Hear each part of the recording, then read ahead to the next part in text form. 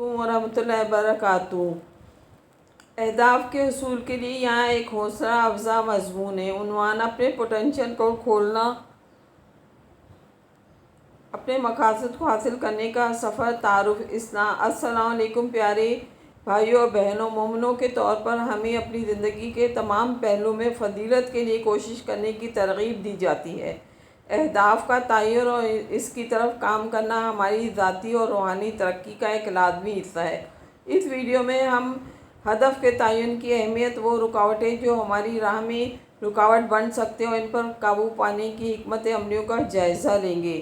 Number 1، goal setting کی طاقت۔ اہداف ہمیں سمت، حوصلہ افزائی اور مقصد کا احساس دیتے ہیں۔ وہ ہماری توانائیوں پر توجہ مرکوز کرنے، اپنے وقت اور وسائل کو ترجیح دینے اور ہماری ترقی کی پیمائش کرنے میں ہماری مدد کرتے ہیں۔ اہداف کا تعین ہماری صلاحیتوں کو بروئے کار لانے، اپنی اندرونی طاقتوں کو اجاگر کرنے اور عظمت حاصل کرنے کا ایک طریقہ ہے۔ رکاوٹوں پر قابو پانا۔ لیکن اپنے اہداف کو حاصل کرنے کا سفر اس کے چیلنجوں کے بغیر نہیں۔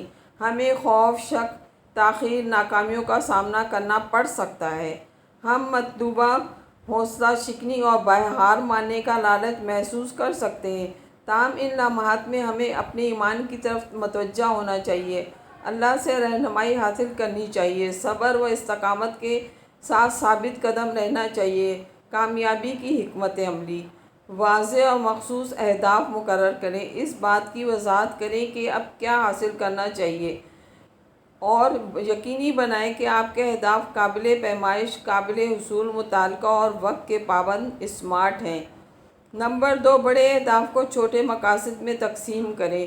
رفتار اور حوصلے کو برقرار رکھنے کے لیے اپنے طویل مدتی اہداف کو چھوٹے، قابل انتظام کاموں میں تقسیم کریں۔ نمبر 3، عمل کا ایک منصوبہ بنائیں۔ اپنے اہداف کے حصول کے لیے ایک روڈ میپ تیار کریں، بشمول وہ اقدامات جو آپ کو اٹھانے کی ضرورت ہے، وہ وسائل جو آپ کو مختصر کرنے کی ضرورت ہے اور آپ کو درپیش ممکنہ رکاوٹیں شامل ہیں۔ سپورٹ اور جواب دہی تلاش کریں۔ اپنے اہداف کو کسی بھروسے مند دوست یا سرپرست کے ساتھ شیئر کریں اور ان سے کہیں کہ وہ آپ کو جواب دہ بنائیں۔